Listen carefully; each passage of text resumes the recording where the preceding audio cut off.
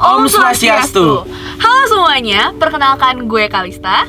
Gue Tio. Dan kami dari kelompok 2 10 MIPA 1 SMAN 34 Jakarta. Nah, pada kesempatan kali ini kita mau bahas tentang salah satu agama tertua yang ada di dunia, yaitu agama apa, Kal? Agama Hindu. Nah, seperti yang udah Tio bilang tadi, agama Hindu itu adalah salah satu agama tertua dan merupakan agama terbesar ketiga di dunia. Dan itu kelihatan banget dari jumlah pengikutnya, karena jumlah pengikutnya sendiri itu, lu tahu gak sih, itu ada 1,25 miliar di dunia, atau setara dengan 15-16% populasi di dunia. Banyak banget sih ya, pantesan sampai Indonesia ini udah banyak banget juga. Iya, betul sekali. Nah, buat kalian yang belum tahu juga, agama ini biasa disebut oleh pengikutnya sebagai Sanatana Dharma, yang artinya Dharma abadi atau jalan abadi. Terus para ahli dari barat itu beranggapan bahwa agama ini adalah peleburan dari tradisi dan kepercayaan India dengan asalnya itu beragam banget. Nah, salah satunya itu adalah Brahmanisme, yaitu sebuah agama yang ada di peradaban Sungai Indus. Terus lo tahu gak sih, sebenarnya agama ini tuh nggak ada tokoh pendirinya. Nggak ada tokoh pendiri? Gimana tuh? Aduh, otak gue nggak nyampe sih, Kak. Gimana sih?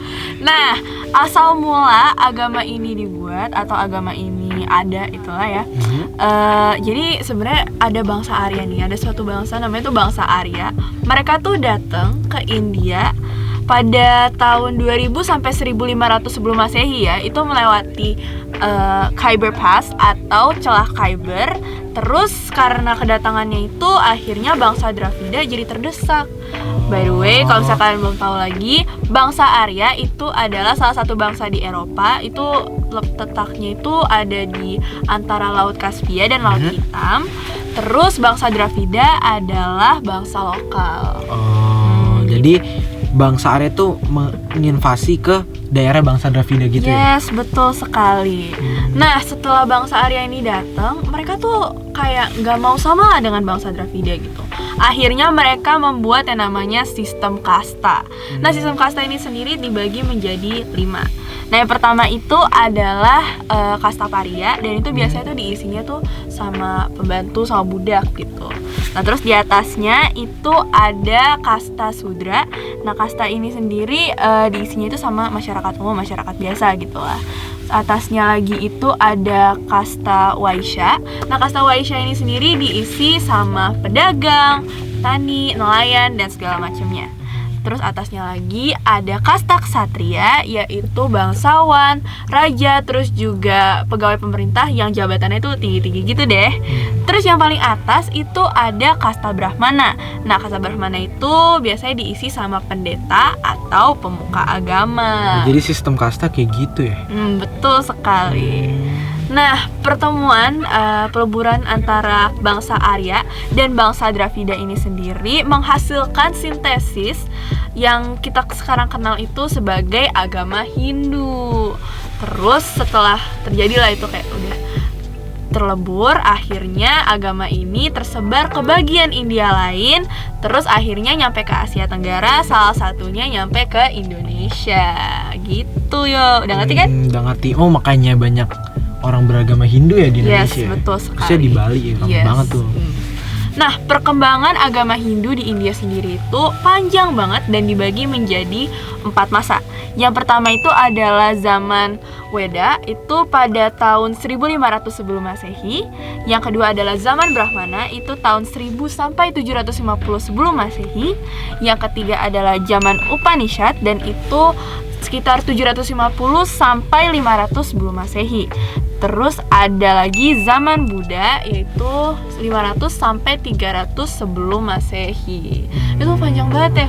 Panjang banget sih.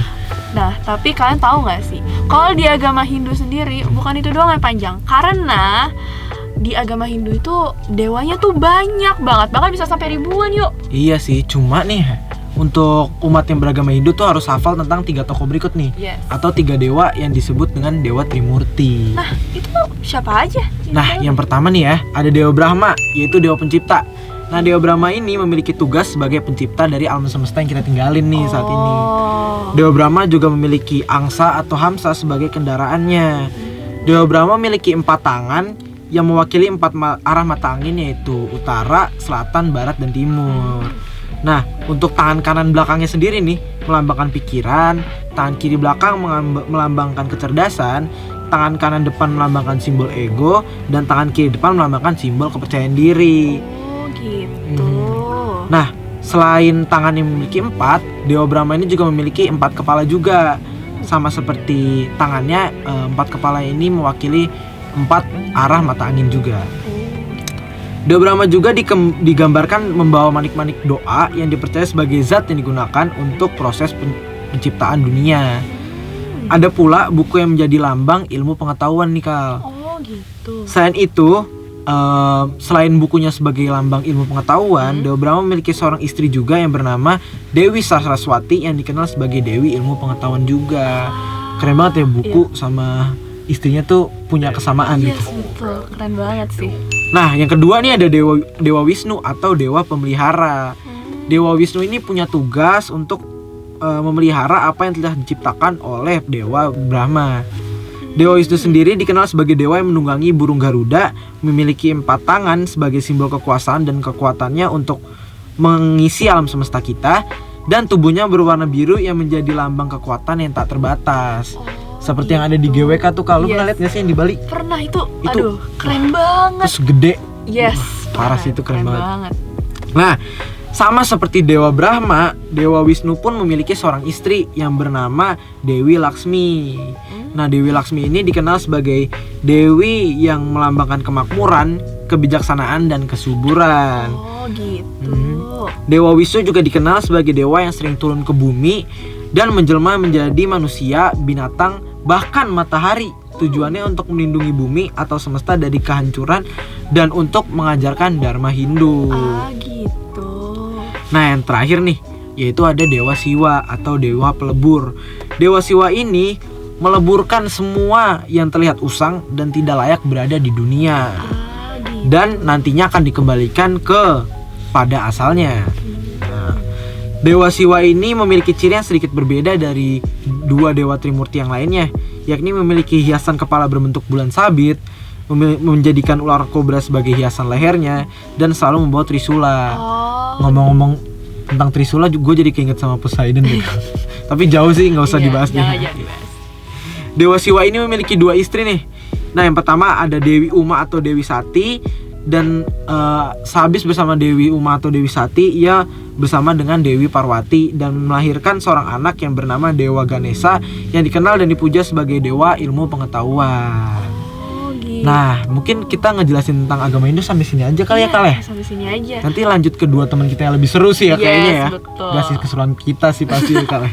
Ya dong. Ya udah, jangan lupa untuk tetap pantengin terus karena kalian pasti mau tahu lebih banyak tentang agama Hindu.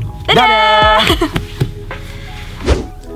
Oke, makasih Tio dan Kalista. Sekarang kita bakal ngejelasin 3 inti ajaran Hindu dan konsep pemahaman menurut agama Hindu.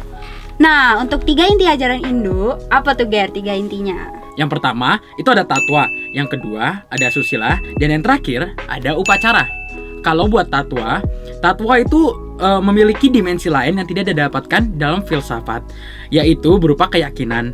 Nah, pertama-tama kita harus tahu dulu filsafat itu apa. Filsafat merupakan pergumulan pemikiran yang tidak pernah final. Jadi kita nggak tahu nih akan kebenarannya. Bisa aja asli atau mungkin ya cuman sekedar pemikiran-pemikiran biasa. Nah, sedangkan tatwa berdasarkan ajaran Hindu adalah pemikiran filsafat yang akhirnya harus diyakini. Jadi ya, tadi balik lagi, walaupun belum pasti atau belum final, kita tetap harus percaya. Yang kedua, yaitu adalah susila. Susila, dari kata susila sendiri itu ada 2. Yang pertama ada su, dan yang kedua adalah sila. Su berarti baik, dan sila yang berarti dasar, perilaku, atau juga tindakan. Gua garuk hidung dulu. Yang kedua adalah susila. Nah, susila ini dari kata susila terbagi menjadi 2. Ada su sama ada sila. Kalau kata su itu artinya baik, dan sila yang artinya dasar atau juga perilaku. Secara umum, susila diartikan sama dengan kata etika.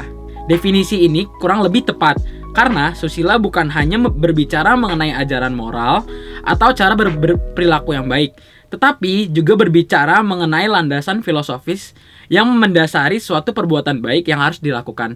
Yang jadi bukan semata-mata hanya teori, jadi yang harus kita praktekkan juga. Nah, kalau yang ketiga dan yang terakhir itu merupakan upacara. Kalau upacara di Hindu itu biasanya dilakukan menggunakan sesaji. Sesaji ini merupakan persembahan dari muka bumi ini kepada Maha Pencipta sebagai rasa syukur dan juga rasa terima kasihnya kita. Ya, kurang lebih 3 inti ajaran agama Hindu adalah seperti itu. Nah, berikutnya Dian akan menjelaskan mengenai prinsip-prinsip apa yang ada dalam agama Hindu. Apa tuh, Di? Nah, agama Hindu juga memiliki suatu prinsip atau konsep yang disebut reinkarnasi. Reinkarnasi itu terjadi karena jiwa harus menanggung perbuatan pada kehidupan yang terdahulu. Pada saat manusia hidup, mereka banyak melakukan perbuatan dan selalu membuahkan hasil yang setimpal. Jika manusia tidak sempat menikmati hasil perbuatannya itu seumur hidup, mereka akan diberikan kesempatan untuk menikmatinya di kehidupan selanjutnya. Oleh karena itu, proses reinkarnasi bertujuan agar jiwa yang belum pernah menikmati hasil perbuatannya di masa dulu akan diberikan kesempatan untuk menikmatinya. Tetapi selain diberi kesempatan untuk menikmati, dia juga diberi kesempatan untuk memperbaiki kehidupannya. Kayaknya segitu dulu deh Ger buat reinkarnasi sama 3 inti ajaran dari agama Hindu. Selanjutnya bakal dilanjutin sama Aisyah. Silakan Aisyah. Makasih Di, makasih Ger. Halo semuanya, perkenalkan, nama gue Aisyah. Dan hari ini gue bakal jelasin tentang kaitan agama Hindu dengan sejarah Indonesia.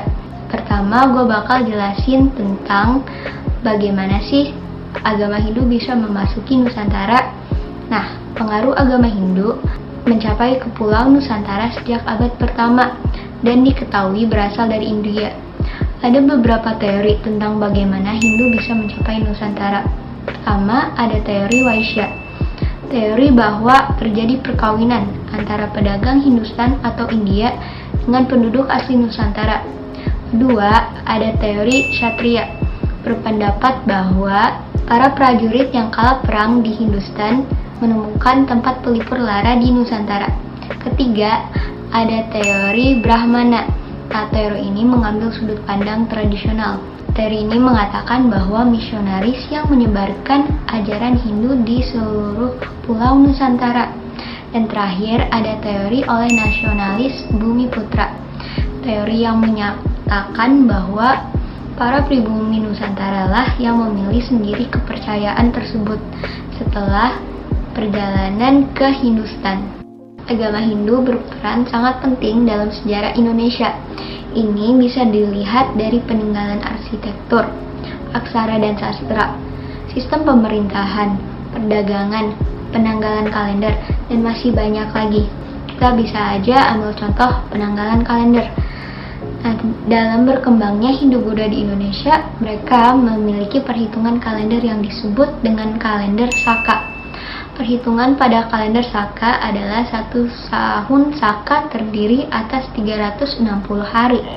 Pada sistem kalender dalam masyarakat berkaitan dengan kegiatan-kegiatan seperti upacara keagamaan. Contoh lain yang bisa kita ambil adalah sistem pemerintahan. Sebelum masuknya Hindu-Buddha ke Indonesia, masyarakat Indonesia belum mengenal yang namanya sistem pemerintah. Semula pemimpinnya adalah kepala suku. Setelah Hindu-Buddha masuk ke wilayah Nusantara, pemimpinnya adalah raja. Masuknya Hindu-Buddha membawa pengaruh terhadap terbentuknya kerajaan-kerajaan bercorak Hindu-Buddha.